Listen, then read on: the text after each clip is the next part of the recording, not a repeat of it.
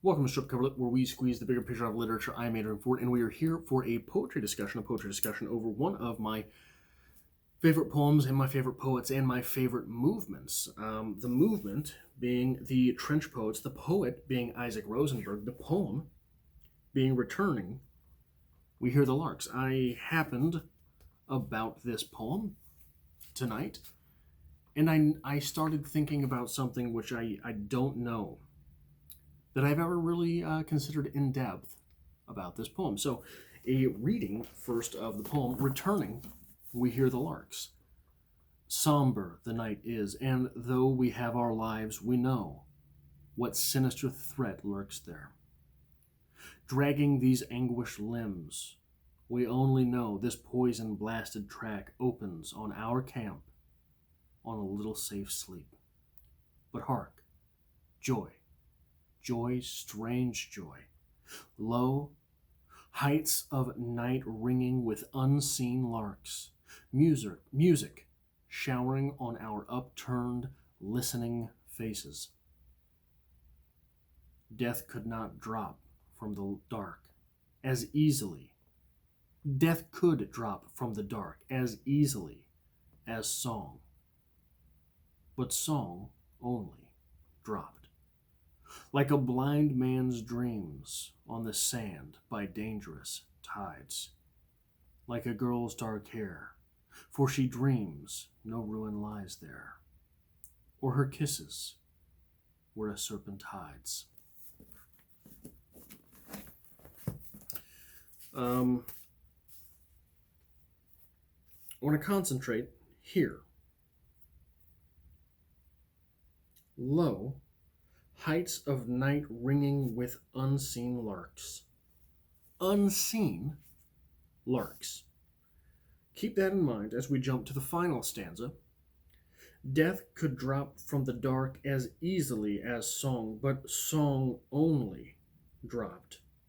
Like a blind man's dreams on the sand by dangerous tides. Like a girl's dark hair, for she dreams no ruin lies there, or her kisses where a serpent hides. So a blind man's dreams.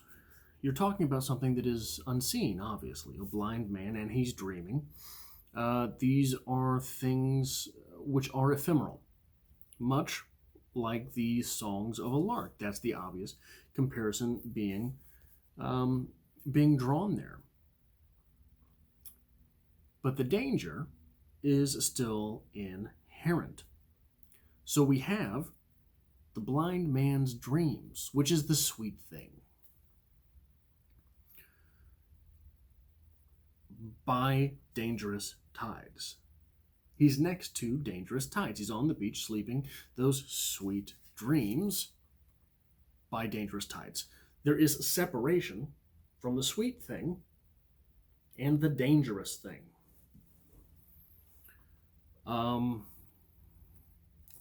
Because as these soldiers have these songs of the larks raining down upon them, they're still near the front lines. They're still in a camp. They're still in World War I. They're still in the Great War.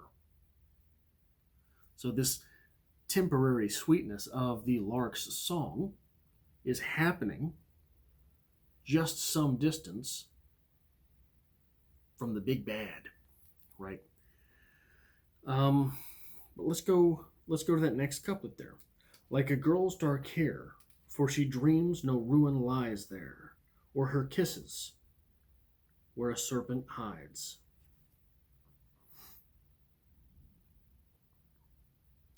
Or her kisses where a serpent hides.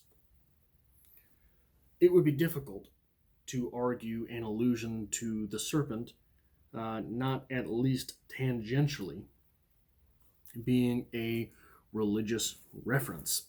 The religious reference, obviously, being the Garden of Eden, the temptation towards the tree of knowledge of good and evil. What this does is this paints our soldiers here as naive. as innocent as on this precipice of knowledge of good and evil, the evil being the war, that being distinguished from their lives, but also it was that original sin that brought death upon humankind. So with this knowledge,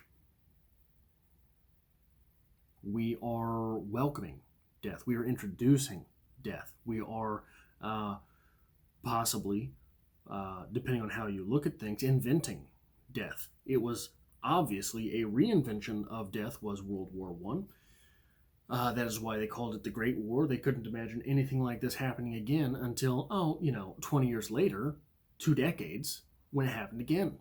15 years-ish when it happened again. Depending on how you see the start of the war and the end of the war, less even than that. This reinvention of death.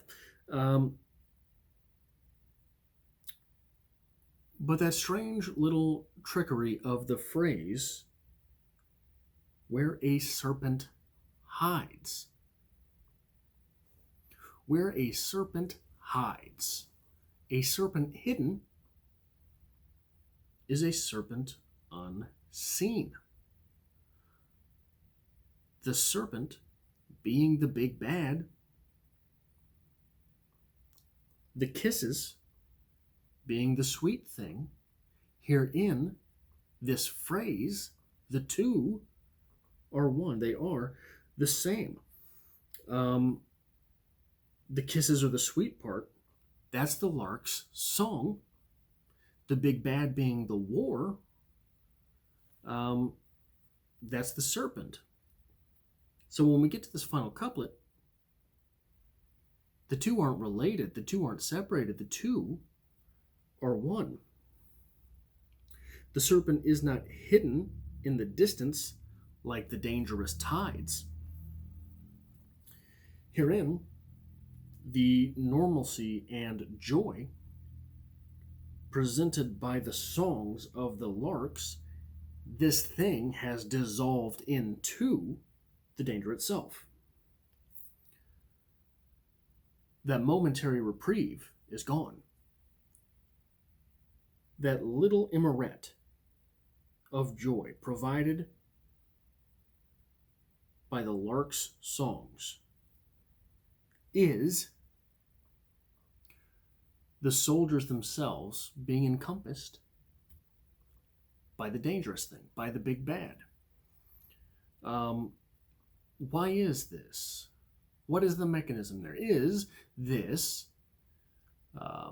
the song of the Larks being mistaken as songs of larks when really it is hellfire raining down upon them? Is that what it is?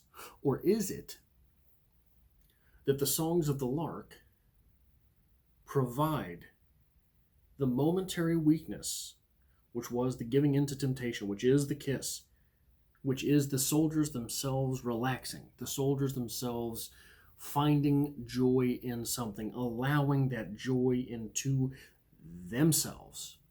Is that itself the dangerous thing? Is the right way to be in war, in battle, in a place in hell such as we see here? Is the right way to be completely distant, completely cold, completely removed, always within the hand of hell, always within the battle itself? It seems maybe that is the argument. The sweet thing and the bad thing, they are the same thing, because one will kill you, but the other will lull you into complacency so that you may be killed. Is that what's going on here? Look, I never learned about this poem in school. Maybe that's the entire point of it. I always took this poem, for the most part,